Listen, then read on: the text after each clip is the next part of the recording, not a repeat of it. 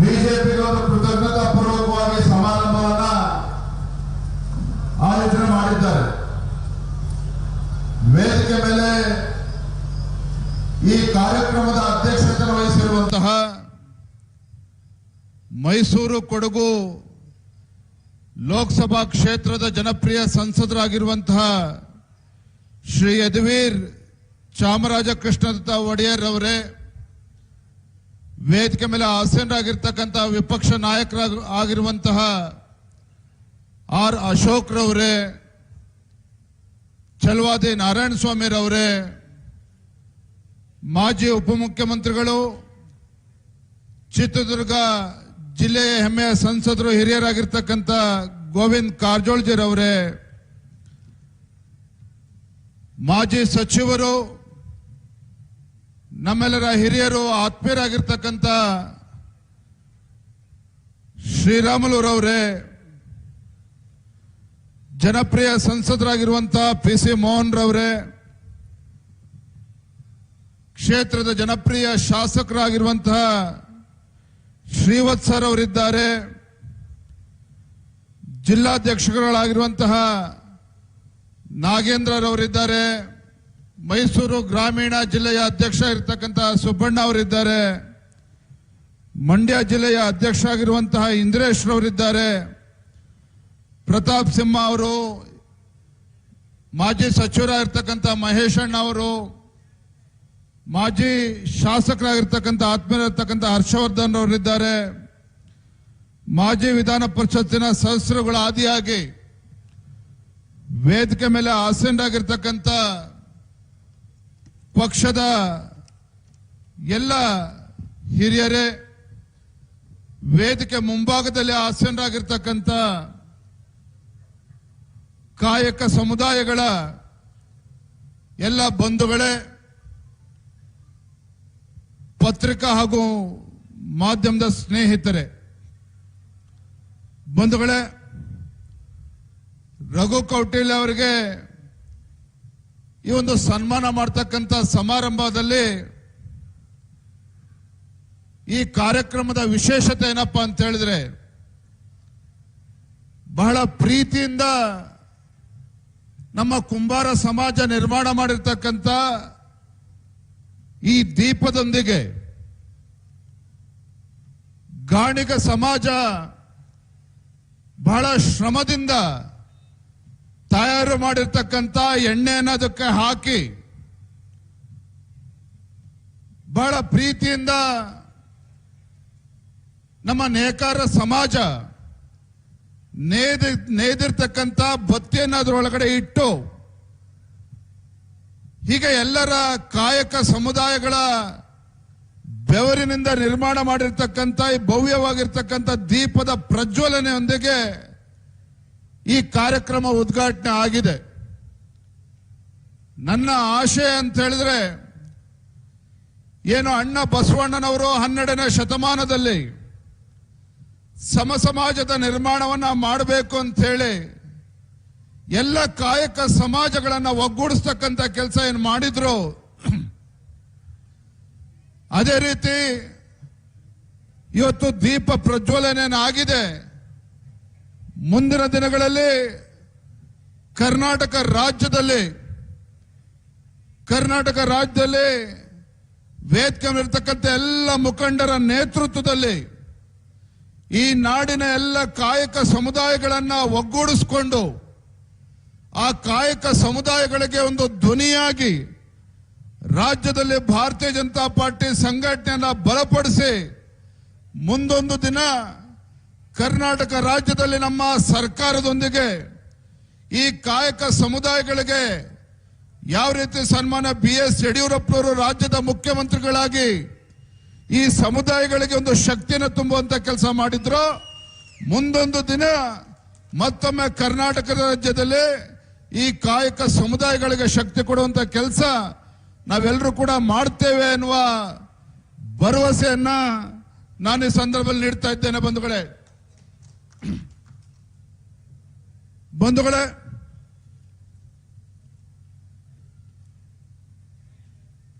12ನೇ ಶತಮಾನದಲ್ಲಿ ಅಣ್ಣ ಬಸವಣ್ಣನವರು ಈ ನಾಡಿನಲ್ಲಿ ಒಂದು ಸಮಸಮಾಜದ ನಿರ್ಮಾಣ ಆಗಬೇಕು ಅಂತ ಹೇಳಿ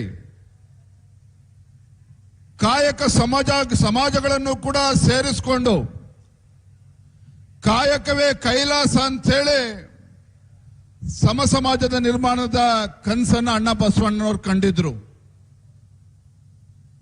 12ನೇ ಶತಮಾನದಲ್ಲಿ ಅಣ್ಣ ಬಸವಣ್ಣನವರ ಕನಸು ಇವತ್ತು ನನಸಾಗ್ತಾ ಇದ್ರೆ 21ನೇ ಶತಮಾನದಲ್ಲಿ ಕಾಯುವುದೇ ಕೈಲಾಸ ಅಂತೇಳಿ ಅಹಿಂದ ಹೆಸರು ಹೇಳಿಕೊಂಡು ಕರ್ನಾಟಕ ರಾಜ್ಯದಲ್ಲಿ ಸಮಾಜಗಳ ಮಧ್ಯೆ ವಿಷಬೀಜವನ್ನ ಬಿತ್ತುವ ಮೂಲಕ ಸಮಾಜಗಳನ್ನ ಒಡಿತಕ್ಕಂತ ಕೆಲಸವನ್ನ ಮಾಡಿ ಇವತ್ತು ಅಧಿಕಾರದಲ್ಲಿ ಇದ್ದೇನೆ ಅಂತ ಹೇಳಿ ಬಸವಣ್ಣನವರ ಜಪವನ್ನ ಮಾಡಿಕೊಂಡು ಶಿವಲಿಂಗವನ್ನ ಕೈಯಲ್ಲಿ ಹಿಡ್ಕೊಂಡು ಇವತ್ತು ರಾಜ್ಯದಲ್ಲಿ ಅಭಿವೃದ್ಧಿ ಪಡಿಸ್ತೇವೆ ಅಂತೇಳಿ ಕಪಟ ನಾಟಕವನ್ನ ಇವತ್ತು ರಾಜ್ಯದಲ್ಲಿ ಕಾಂಗ್ರೆಸ್ ಸರ್ಕಾರ ಮಾಡ್ತಾ ಇರುವಂತದನ್ನ ನಾವ್ಯಾರು ಕೂಡ ಮರಿಬಾರದು ಬಂಧುಗಳೇ. ಇಂಥ ಕಪಟ ನಾಟಕವನ್ನ ಮಾಡಿಕೊಂಡು ಬಹುಶಃ ಇವತ್ತು ಸ್ವಾತಂತ್ರ್ಯ ಬಂದ ಮೇಲೆ ದೇಶದಲ್ಲಿ ಮತ್ತು ಕರ್ನಾಟಕ ರಾಜ್ಯದಲ್ಲಿ 60 ವರ್ಷಗಳ ಹೆಚ್ಚಿಗೂ 60 ವರ್ಷಗಳ ಕಾಲ ನಿರಂತರವಾಗಿ ದೇಶದಲ್ಲಿ ಕರ್ನಾಟಕ ರಾಜ್ಯದಲ್ಲಿ ಆಡಳಿತ ನಡೆಸಿರ್ತಕ್ಕಂಥವ್ರು ಇದೇ ಕಾಂಗ್ರೆಸ್ ಪಕ್ಷ. ನಾನು ಈ ವೇದಿಕೆ ಮೂಲಕ ಒಂದು ಮಾತನಾಡೋದಕ್ಕೆ ಇಚ್ಛಪಡ್ತೇನೆ. ದೇಶದಲ್ಲಿ ಇವತ್ತು ನಾನಾ ರೀತಿ ಚರ್ಚೆಗಳು ಇವತ್ತು ಆಗ್ತಾ ಇದೆ. ಆದ್ರೆ ನಾನು ಇವತ್ತು ವೇದಿಕೆ ಮೂಲಕ ಒಂದು ಒತ್ತಾಯವನ್ನು ಮಾಡ್ತೇನೆ. 50-60 ವರ್ಷಗಳ ಕಾಲ ಆಡಳಿತ ನಡೆಸಿರ್ತಕ್ಕಂಥ ಕಾಂಗ್ರೆಸ್ ಪಕ್ಷ ಈ ಕಾಯಕ ಸಮುದಾಯಗಳ ಕಣ್ಣೀರನ್ನು ಒರೆಸ್ತಕ್ಕಂಥ ಕೆಲಸ ಕಾಂಗ್ರೆಸ್ ಪಕ್ಷ ಮಾಡಿದ್ಯಾ, ಇದ್ರ ಬಗ್ಗೆನೂ ಕೂಡ ಇವತ್ತು ಚರ್ಚೆ ಆಗಬೇಕಾಗಿದೆ.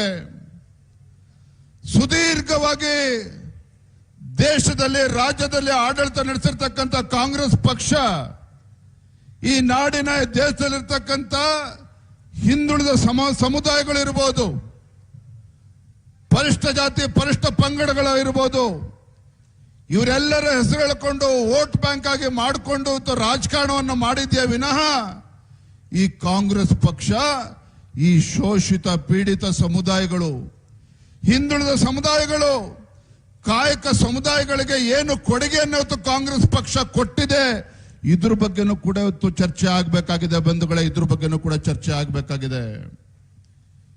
ಯಾವ ಬಾಬಾ ಸಾಹೇಬ್ ಅಂಬೇಡ್ಕರ್ ಅವರು ಷಡ್ಯಂತ್ರ ಮಾಡಿ ಕುತಂತ್ರದಿಂದ ಯಾವ ಬಾಬಾ ಸಾಹೇಬ್ ಅಂಬೇಡ್ಕರ್ ಅವರು ಕಾಂಗ್ರೆಸ್ ಅವರು ಮನಸ್ಸು ಮಾಡಿದ್ದಿದ್ರೆ ಈ ದೇಶದ ಪ್ರಧಾನಮಂತ್ರಿ ಆಗ್ಬೋದಾಗಿತ್ತು. ಬಾಬಾ ಸಾಹೇಬ್ ಅಂಬೇಡ್ಕರ್ ಅವರು ಪ್ರಧಾನಮಂತ್ರಿ ಆಗ್ಬೋದಾಗಿತ್ತು. ಆದ್ರೆ ಷಡ್ಯಂತ್ರ ರೂಪಿಸಿ ಬಾಬಾ ಸಾಹೇಬ್ ಅಂಬೇಡ್ಕರ್ ಅವರ ಏನು 2 ಬಾರಿ ಲೋಕಸಭಾ ಚುನಾವಣೆಯಲ್ಲಿ ಸೋಲಿಸಿರ್ತಕ್ಕಂಥ ಕಾಂಗ್ರೆಸ್ ಪಕ್ಷ ಇವತ್ತು ಬಾಬಾ ಸಾಹೇಬ್ ಅಂಬೇಡ್ಕರ್ ಅವರ ಹೆಸರು ಹೇಳಿಕೊಂಡು ಮತ್ತೆ ಓಟನ್ನ ಗಿಟ್ಟಿಸ್ತಕ್ಕಂಥ ಕೆಲಸವನ್ನು ಇವತ್ತು ಕಾಂಗ್ರೆಸ್ ಪಕ್ಷ ಮಾಡ್ಕೊಂಡು ಬರ್ತಾ ಇದೆ. ಬಂಧುಗಳೇ, ಇವತ್ತು ಕಾಂಗ್ರೆಸ್ ಪಕ್ಷ ಕಾಯಕ ಸಮುದಾಯಗಳಿಗೂ ಕೂಡ ನ್ಯಾಯ ಕೊಡಲಿಲ್ಲ. ಕಾಯಕ ಸಮುದಾಯಗಳ ಬದುಕನ್ನು ಕಟ್ಕೊಡ್ತಕ್ಕಂಥ ಕೆಲಸ ಕಾಂಗ್ರೆಸ್ ಪಕ್ಷ ಮಾಡಲಿಲ್ಲ. ಕಾಂಗ್ರೆಸ್ ಪಕ್ಷ ಈ ದೇಶದ ಈ ನಾಡಿನ ಯಾವುದೇ ಸಮುದಾಯಗಳಿಗೆ ನ್ಯಾಯವನ್ನ ಕೊಡ್ತಕ್ಕಂಥ ಕೆಲಸ ಮಾಡಲಿಲ್ಲ. ಇವತ್ತು ನಾವಿವತ್ತು ನಮ್ಮನ್ನ ನಾವು ಪ್ರಶ್ನೆ ಮಾಡ್ಕೋಬೇಕಾಗಿದೆ. ಇಷ್ಟು ಸುದೀರ್ಘವಾಗಿ ಆಡಳಿತ ನಡೆಸಿರ್ತಕ್ಕಂಥ ಕಾಂಗ್ರೆಸ್ ಪಕ್ಷ ಈ ದೇಶದಲ್ಲಿ ಇವತ್ತು ಬಡವರಾಗಿದ್ದಾರೆ ಅಂತ ಹೇಳಿದ್ರೆ ಅದಕ್ಕೆ ಕಾಂಗ್ರೆಸ್ ಹೊಣೆಗಾರ ಅಲ್ವಾ? ಹಾಗಾದ್ರೆ ಇವತ್ತು ಪರಿಷ್ಠ ಜಾತಿ ಪರಿಷ್ಠ ಪಂಗಡ ಹಿಂದುಳಿದ ವರ್ಗಗಳು ಕಣ್ಣೀರನ್ನು ಒರೆಸ್ತಕ್ಕಂಥ ಕೆಲಸ ಮಾಡಲಿಲ್ಲ. ಮಾತೆತ್ತಿದ್ರೆ ಬಾಬಾ ಸಾಹೇಬ್ ಅಂಬೇಡ್ಕರ್ ಅವ್ರನ್ನ, ದೇವರಾಜ ಅರಸರವ್ರನ್ನ, ಮಹಾತ್ಮ ಗಾಂಧಿಯನ್ನ ಇವತ್ತು ಪದೇ ಹೆಸರು ಹೇಳ್ತಕ್ಕಂಥ ಕೆಲಸವನ್ನ ಮಾಡ್ತಾ ಇದ್ದಾರೆ. ನಾನು ಹೇಳ್ತೇನೆ, ಮಾನ್ಯ ಮುಖ್ಯಮಂತ್ರಿಗಳೇ, ಕಾಂಗ್ರೆಸ್ ಪಕ್ಷಕ್ಕೆ ಬಾಬಾ ಸಾಹೇಬ್ ಅಂಬೇಡ್ಕರ್ ಅವರ ಹೆಸರು ಹೇಳ್ತಕ್ಕಂಥ ಯೋಗ್ಯತೆ ಇವತ್ತು ಕಳೆದುಕೊಂಡಿದ್ದೀರಿ ನೀವು. ದೇವರಾಜ ಅರಸರ ಹೆಸರು ಹೇಳ್ತಕ್ಕಂಥ ಯೋಗ್ಯತೆಯನ್ನ ನೈತಿಕತೆ ನೀವು ಕಳೆದುಕೊಂಡಿದ್ದೀರಿ. ಮಹಾತ್ಮ ಗಾಂಧಿ ಹೆಸರು ಹೇಳ್ತಕ್ಕಂಥ ನೈತಿಕತೆನೂ ಕೂಡ ಇವತ್ತು ಕಾಂಗ್ರೆಸ್ ಪಕ್ಷ ಕಳೆದುಕೊಂಡಿದೆ ಅಂತಕ್ಕಂಥದ್ದನ್ನ ಇವತ್ತು ನೆನಪು ಮಾಡಿಕೊಡೋದಕ್ಕೆ ಇಚ್ಛೆ ಪಡ್ತೇನೆ. ಕೇಂದ್ರದಲ್ಲಿ ಇವತ್ತು ನರೇಂದ್ರ ಮೋದಿಜಿಯವರು ಕಳೆದ 12 ವರ್ಷಗಳಿಂದ ಸ್ವಾತಂತ್ರ್ಯ ಬಂದ ನಂತರದಲ್ಲಿ ಇವತ್ತು ಕಾಂಗ್ರೆಸ್ಸೇತರ ಪಕ್ಷ ಸತತವಾಗಿ 3ನೇ ಬಾರಿಗೆ ಇವತ್ತು ಅಧಿಕಾರಕ್ಕೆ ಬಂದು ಬಿಜೆಪಿ ನೇತೃತ್ವದ NDA ಸರ್ಕಾರ ನರೇಂದ್ರ ಮೋದಿಜಿಯವರ ನಾಯಕತ್ವದಲ್ಲಿ ಸರ್ವರಿಗೂ ಸಮಪಾಲು ಸಮಬಾಳು ಸಾಮಾಜಿಕ ನ್ಯಾಯ ಈ ಒಂದು ಜಪವನ್ನ ಮಾಡಿಕೊಂಡು ಇವತ್ತು ಎಲ್ಲ ಸಮುದಾಯಗಳಿಗೆ ನ್ಯಾಯವನ್ನ ಕೊಡ್ತಕ್ಕಂಥ ಕೆಲಸ ನರೇಂದ್ರ ಮೋದಿಜಿಯವರು ಮಾಡ್ತಾ ಇದ್ದಾರೆ. ಯಾಕೆ ಹೊತ್ತಿಗೋಸ್ಕರ ಇವತ್ತು ನರೇಂದ್ರ ಮೋದಿಜಿಯವ್ರಿಗೆ ಹೊಟ್ಟೆವರೇ, ಕಾಂಗ್ರೆಸ್ ಅವ್ರಿಗೆ ನರೇಂದ್ರ ಮೋದಿಜಿಯವ್ರಿಗೆ ಹೊಟ್ಟೆವರೇ ಯಾಕೆ ಅಂತ ಹೇಳಿದ್ರೆ ಅತ್ಯಂತ ಹಿಂದುಳಿದ ಸಮಾಜಕ್ಕೆ ಸೇರಿರ್ತಕ್ಕಂಥ ನರೇಂದ್ರ ಮೋದಿಜಿಯವರು ಆ ಪ್ರಧಾನಮಂತ್ರಿ ಸ್ಥಾನದಲ್ಲಿ ಕೂತಿದ್ದಾರಲ್ಲ, ಅದು ಇವತ್ತು ಕಾಂಗ್ರೆಸ್ ಪಕ್ಷಕ್ಕೆ ಸಹಿಸಿಕೊಳ್ಳೋದಕ್ಕೆ ಆಗ್ತಾ ಇಲ್ಲ. ಅತ್ಯಂತ ಹಿಂದುಳಿದ ಸಮಾಜಕ್ಕೆ ಸೇರಿರ್ತಕ್ಕಂಥ ನರೇಂದ್ರ ಮೋದಿಜಿಯವರು ಪ್ರಧಾನಮಂತ್ರಿ ಸ್ಥಾನದಲ್ಲಿ ಕೂತಿರೋದನ್ನ ಇವತ್ತು ಕಾಂಗ್ರೆಸ್ ಪಕ್ಷ ಇವತ್ತು ರಾಹುಲ್ ಗಾಂಧಿಗೆ ಇವ್ರಿಗೆ ಯಾರಿಗೂ ಕೂಡ ಸಹಿಸಿಕೊಳ್ಳೋದಕ್ಕೆ ಸಾಧ್ಯ ಆಗ್ತಾ ಇಲ್ಲ.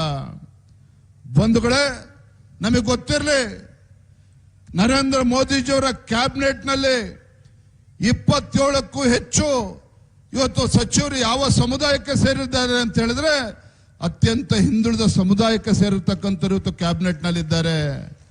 ಇವರು ಇವತ್ತು ನರೇಂದ್ರ ಮೋದಿಜಿಯವರ ನಾಯಕತ್ವದ ಬಗ್ಗೆ ಇವತ್ತು ಪ್ರಶ್ನೆ ಮಾಡ್ತಕ್ಕಂಥ ಕೆಲಸ ಮಾಡ್ತಾ ಇದ್ದಾರೆ. ಈ ಲಜ್ಜೆಗೆಟ್ಟ ಕಾಂಗ್ರೆಸ್ ಪಕ್ಷಕ್ಕೆ ಇದು ಯಾವುದೇ ಸಮಾಜಗಳ ಬಗ್ಗೆ ಸಮುದಾಯಗಳ ಬಗ್ಗೆ ನರೇಂದ್ರ ಮೋದಿಜಿ ಬಗ್ಗೆ ಮಾತಾಡ್ತಕ್ಕಂಥ ನೈತಿಕತೆ ಯೋಗ್ಯತೆ ಇಲ್ಲ. ಕಳೆದ 3 ವರ್ಷ ಕಾಂಗ್ರೆಸ್ ಸರ್ಕಾರದ ಆಡಳಿತ ವೈಖರಿನ ತಾವು ನೋಡಿದ್ದೀರಿ.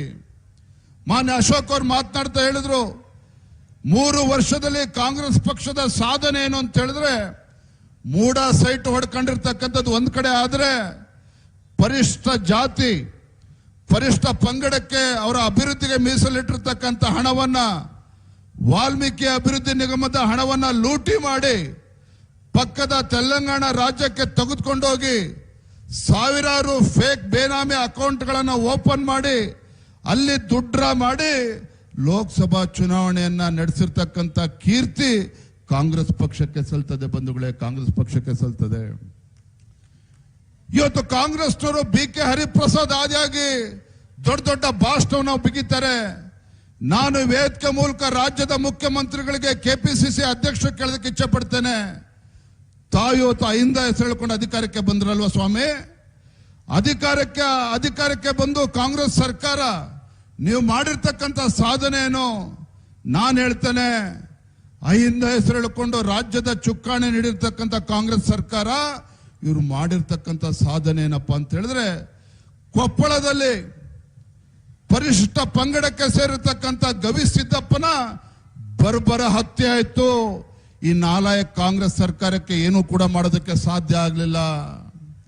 ಯಲ್ಲಾಪುರದಲ್ಲಿ ಹಾಡು ಹಗಲೇ ಒಬ್ಬಳ ದಲಿತ ಮಹಿಳೆ ಲವ್ ಜಿಹಾದ್ ಬರ್ಬರ ಹತ್ಯೆ ಆಯ್ತು. ಕಾಂಗ್ರೆಸ್ ಸರ್ಕಾರ ಯೋಗ್ಯತೆಗೆ ಅವ್ರಿಗೆ ಏನೂ ಕೂಡ ಮಾಡೋದಕ್ಕಾಗಲಿಲ್ಲ. ಹುಬ್ಳಿನಲ್ಲಿ ಒಬ್ಬ ಬಡ ಕುಟುಂಬಕ್ಕೆ ಸೇರಿರ್ತಕ್ಕಂಥ ನೇಹ ಬರ್ಬರ ಹತ್ಯೆ ಆಗ್ತದೆ ಮಧ್ಯಾಹ್ನ ಲವ್ ಜಿಹಾದ್ ಪ್ರಕರಣದಲ್ಲಿ. ಇವ್ರ ಯೋಗ್ಯತೆಗೆ ಏನು ಮಾಡಕ್ಕಾಗಲಿಲ್ಲ ಕಾಂಗ್ರೆಸ್ ಸರ್ಕಾರಕ್ಕೆ. ಅಷ್ಟೇ ಅಲ್ಲ, ಮೊನ್ನೆ ಹಾವೇರಿ ಜಿಲ್ಲೆಯ ನರೇಗಲ್ನಲ್ಲಿ ಹೋರಿ ಓಡಿಸ್ತಕ್ಕಂಥ ಸಂದರ್ಭದಲ್ಲಿ ಕುರುಬ ಸಮಾಜಕ್ಕೆ ಸೇರಿರ್ತಕ್ಕಂಥ ಕೆಲ ಯುವಕರು ಹೋರಿ ಬೆದರಿಸೋದಕ್ಕೆ ಪಟಾಕಿ ಹೊಡೆದ್ರು ಅಂತೇಳಿ ಕೆಲವು ಮತೀಯ ಶಕ್ತಿಗಳು ಬಂದು ಲೋಹಿತ್ ಕುರುಬರು ಬಂದು ಕೈ ಕಡಿದ್ರಲ್ಲ, ಏನ್ ನರ ಸತ್ತೋಗಿತ್ತ ಕಾಂಗ್ರೆಸ್ ಸರ್ಕಾರಕ್ಕೆ. ಅವರನ್ನು ಕೂಡ ರಕ್ಷಣೆ ಮಾಡ್ತಕ್ಕಂಥ ಕೆಲಸ ಕಾಂಗ್ರೆಸ್ ಸರ್ಕಾರ ಮಾಡೋದಕ್ಕಾಗ್ಲಿಲ್ಲ. ಬಂಧುಗಳೇ, ಇಲ್ಲಿಗೆ ಮುಗಿಲಿಲ್ಲ. ಹಾವೇರಿ ಜಿಲ್ಲೆ ನರೇಗಲ್ಲಾದಂತ ಪ್ರಕರಣ ಅದಾಗಿ ಎರಡೇ ದಿನದಲ್ಲಿ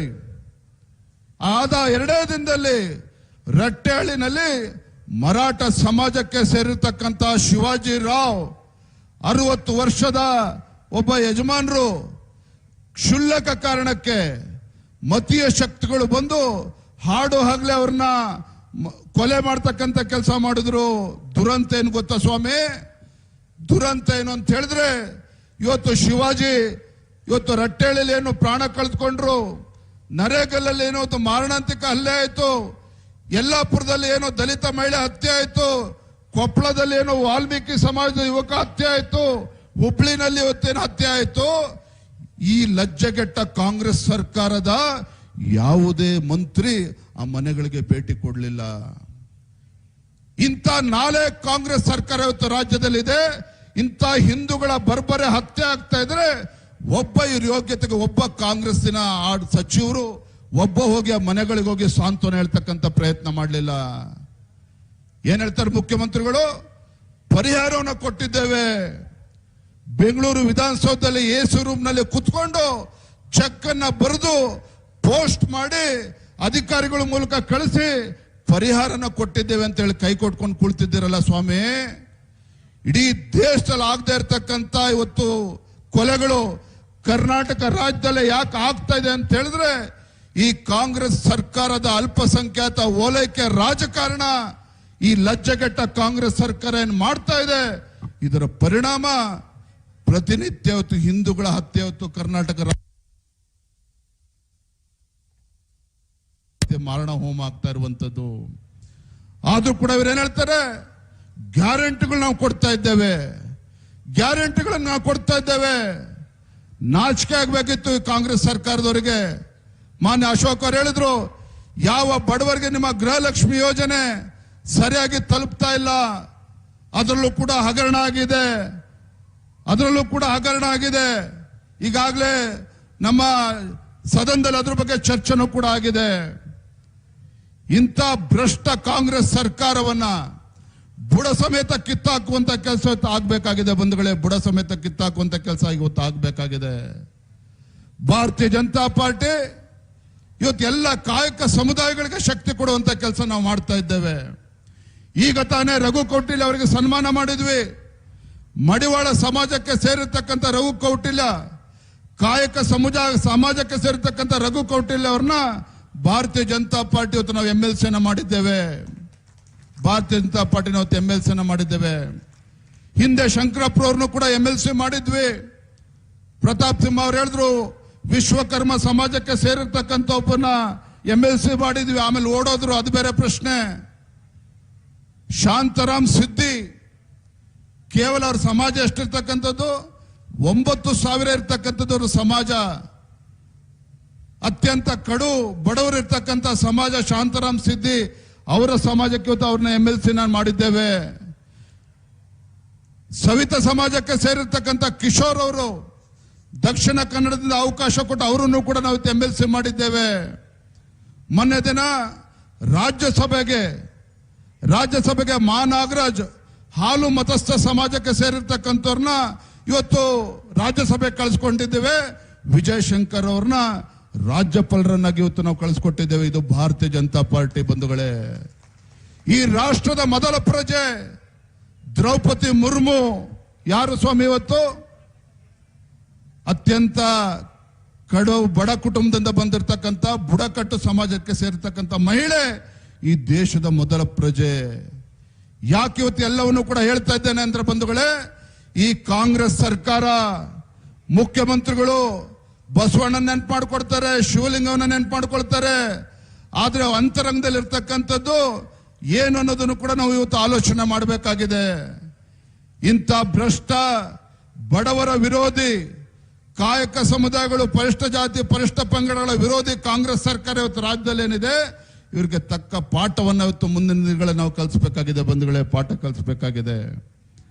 ನಮ್ಮೆಲ್ಲರ ಜವಾಬ್ದಾರಿನೂ ಕೂಡ ಹೆಚ್ಚಾಗಿದೆ. ನೋಡಿ, ಮೊನ್ನೆ ದಿನ ರಾಜ್ಯದ ಮುಖ್ಯಮಂತ್ರಿಗಳು ಒಂದು ಆದೇಶ ಮಾಡಿದ್ದಾರೆ. ರಾಜ್ಯದಲ್ಲಿ ಇವತ್ತು ಚಮ್ಮಾರರು, ರಾಜ್ಯದಲ್ಲಿ ಬಹಳಷ್ಟು ಸಾವಿರಾರು ಕುಟುಂಬಗಳಿದ್ದಾವೆ. ಏನು ಉದ್ಯೋಗ ಮಾಡ್ತಾರೆ?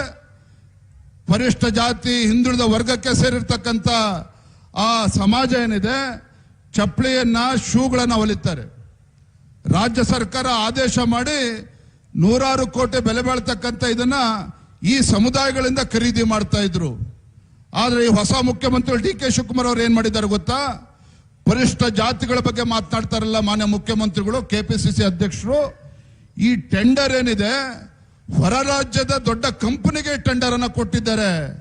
ಯಾಕೆ ಸ್ವಾಮಿ ಮಾನ್ಯ ಮುಖ್ಯಮಂತ್ರಿಗಳೇ, ನಮ್ಮ ರಾಜ್ಯದಲ್ಲಿರ್ತಕ್ಕಂಥ ಚಮ್ಮಾರರು ಆ ಶೂ ಅನ್ನ ಹೊಲ್ದ್ಕೊಡಲ್ಲ ಅಂತ ಹೇಳ್ತಾ ಇದ್ರ? ಹೊರ ರಾಜ್ಯದ ದೊಡ್ಡ ದೊಡ್ಡ ಉದ್ಯಮಿಗಳಿಗೆ ಗುತ್ತಿಗೆನ ಕೊಟ್ಟು ಎಷ್ಟು ಬುದ್ಧಿವಂತರು ಮಾನ್ಯ ಮುಖ್ಯಮಂತ್ರಿಗಳು ಅಂತ ಹೇಳಿದ್ರೆ, ಆ ಟೆಂಡರ್ ಅಲ್ಲಿ ಭಾಗವಹಿಸಬೇಕು ಅಂತ ಹೇಳಿದ್ರೆ 500 ಕೋಟಿ ರೂಪಾಯಿ ಟರ್ನ್ ಓವರ್ ಆಗಿರ್ಬೇಕಂತೆ. 500 ಕೋಟಿ ರೂಪಾಯಿ ಟರ್ನ್ ಓವರ್ ಆಗಿದ್ದ ಕಂಪನಿಗಳು ಮಾತ್ರ ಆ ಟೆಂಡರ್ ನಲ್ಲಿ ಭಾಗವಹಿಸಬೇಕಾಗಿತ್ತು. ಯಾಕೆ ಅಂತ ಹೇಳಿದ್ರೆ, ಇವತ್ತು ರಾಜ್ಯದಲ್ಲಿರ್ತಕ್ಕಂಥ ಪರಿಷ್ಠ ಜಾತಿ ಮತ್ತೆ ಹಿಂದುಳಿದ ಸಮಾಜಗಳು ಶೂಗಳನ್ನು ಹೊಲ್ದು ಕೊಡ್ತಾ ಇದ್ರು. ಅವ್ರ ಹತ್ರ ಹೋದ್ರೆ ಇವ್ರಿಗೆ ಕಾಸು ಸಿಗೋದಿಲ್ಲ. ಅದಕ್ಕೆ ಹೊರ ರಾಜ್ಯಕ್ಕೆ ಗುತ್ತಿಗೆ ಕೊಡ್ತಕ್ಕಂಥ ಕೆಲಸವನ್ನು ಕೂಡ ಮಾಡೋದಕ್ಕೆ ಹೊರಟಿದ್ದಾರೆ. ಇಂಥ ಲೂಟಿಕೋರ ಕಾಂಗ್ರೆಸ್ ಸರ್ಕಾರ ನಾವಿವತ್ತು ಎಚ್ಚೆತ್ಕೊಳ್ಬೇಕಾಗಿದೆ. ಹೇಳಿದ್ರು ಎಲ್ಲ ನಮ್ಮ ಮುಖಂಡರು ಮಾತನಾಡ್ತಾ ಹೇಳಿದ್ರು, ಮತದಾರ ಪಟ್ಟಿಯ ಪರಿಷ್ಕರಣೆ ನಡೀತಾ ಇದ್ರೆ, SIR ನಡೀತಾ ಇದ್ರೆ, ನುಸುಳುಕೋರರೇನಿದ್ದಾರೆ, ಅಕ್ರಮ ವಲಸಿಗರೇನಿದ್ದಾರೆ, ಅವರಿಗೆ ಶಾಶ್ವತವಾಗಿ ಇವತ್ತು ರೆಸಿಡೆಂಟ್ ಸರ್ಟಿಫಿಕೇಟ್ ಅನ್ನ ಕೊಡೋದಕ್ಕೆ ಕೊಟ್ಟಿದ್ದಾರೆ. ಅಧಿಕಾರ ಯಾರಿಗೆ ಕೊಟ್ಟಿದ್ದಾರೆ? ರೆವಿನ್ಯೂ ಇನ್ಸ್ಪೆಕ್ಟರ್ ಕೊಟ್ಟಿದ್ದಾರೆ. ಮಾನ್ಯ ಮುಖ್ಯಮಂತ್ರಿಗಳೇ, ಇವತ್ತು ಪೌರತ್ವವನ್ನ ತೀರ್ಮಾನ ಮಾಡ್ತಕ್ಕಂಥದ್ದು ಕೇಂದ್ರ ಸರ್ಕಾರ ವಿನಃ ಇಲ್ಲಿ ಇರ್ತಕ್ಕಂಥ ಕಂದಾಯ ಇಲಾಖೆ ಅಧಿಕಾರಿಗಳಲ್ಲ, ರೆವಿನ್ಯೂ ಇನ್ಸ್ಪೆಕ್ಟರ್ಗಳು ತೀರ್ಮಾನ ಮಾಡ್ತಕ್ಕಂಥದ್ದಲ್ಲ. ಈ ದೇಶದ ರಕ್ಷಣೆಯ ಪ್ರಶ್ನೆ ಇದೆ, ಈ ದೇಶದ ಭದ್ರತೆಯ ಪ್ರಶ್ನೆ ಇದೆ. ಇವೆಲ್ಲ ಗೊತ್ತಿದ್ದು ಕೂಡ ಇಲ್ಲೂ ಕೂಡ ಅಲ್ಪಸಂಖ್ಯಾತರನ್ನ ಓಲೈಕೆ ಮಾಡೋದಕ್ಕೆ ಹೊರಟಿದ್ದಿರಲ್ಲ. ಆ ಭಗವಂತನು ಕೂಡ ಮೆಚ್ಚೋದಕ್ಕೆ ಸಾಧ್ಯ ಇಲ್ಲ. ನಿಮ್ಮ ಕಾಂಗ್ರೆಸ್ ಅವ್ರನ್ನ ಭಗವಂತನು ಕೂಡ ಮೆಚ್ಚೋದಕ್ಕೆ ಸಾಧ್ಯ ಇಲ್ಲ. ನಾವು ಮುಖಂಡರು ಎಲ್ಲರೂ ಕೂಡ ಮಾತನಾಡ್ತಾ ಇದ್ದೇವೆ. ಮುಂದಿನ ವಾರ ರಾಜ್ಯಪಾಲರನ್ನ ಭೇಟಿ ಮಾಡಿ ಈ ಅಯೋಗ್ಯತೆ ಕಾಂಗ್ರೆಸ್ ಸರ್ಕಾರ ಇವತ್ತೇನು ನುಸುಳುಕೋರರಿಗೂ ಕೂಡ ಇವತ್ತು ಸರ್ಟಿಫಿಕೇಟ್ ಕೊಡೋದಕ್ಕೆ ಹೊರಟಿದ್ದಾರೆ. ಇದಕ್ಕೆ ಅವಕಾಶನ ಕೊಡಬಾರದು ಅಂತೇಳಿ ರಾಜ್ಯಪಾಲರನ್ನು ಕೂಡ ನಾವು ಭೇಟಿ ಮಾಡೋರಿದ್ದೇವೆ. ಬಂಧುಗಳೇ, ಸಾಕಷ್ಟು ಸಮಯ ಆಗಿದೆ, ಹೆಚ್ಚನ್ನು ಹೇಳೋದಕ್ಕೆ ಹೋಗೋದಿಲ್ಲ. ಇಂಥ ಅಪರೂಪವಾಗಿರ್ತಕ್ಕಂಥ ಕಾರ್ಯಕ್ರಮ ಮತ್ತೆ ನಾನು ಹೇಳುವಂಥದ್ದು ಇಷ್ಟೇನೆ. ರಾಜ್ಯದ ಸರ್ವಾಂಗೀಣ ಅಭಿವೃದ್ಧಿ ಆಗಬೇಕು ಅಂತ ಹೇಳಿದ್ರೆ, ಕರ್ನಾಟಕದಲ್ಲಿ ಒಳ್ಳೆ ಆಡಳಿತ ಬರಬೇಕು ಅಂತ ಹೇಳಿದ್ರೆ, ಕರ್ನಾಟಕ ರಾಜ್ಯದಲ್ಲಿ ಇವತ್ತು ಬಡವರ ಪರವಾಗಿ ಒಳ್ಳೆ ಸರ್ಕಾರ ಬರಬೇಕು ಅಂತ ಹೇಳಿದ್ರೆ, ಕರ್ನಾಟಕ ರಾಜ್ಯದಲ್ಲಿ ಇವತ್ತು ಹಿಂದುಳಿದ ಸಮುದಾಯಗಳ ಪರವಾಗಿ, ಕಾಯಕ ಸಮುದಾಯಗಳ ಪರವಾಗಿ ಇವತ್ತು ಒಳ್ಳೆ ಆಡಳಿತ ಬರಬೇಕು ಅಂತ ಹೇಳಿದ್ರೆ, ಇವತ್ತು ಅದು ಭಾರತೀಯ ಜನತಾ ಪಾರ್ಟಿಯಿಂದ ಮಾತ್ರ ಸಾಧ್ಯ.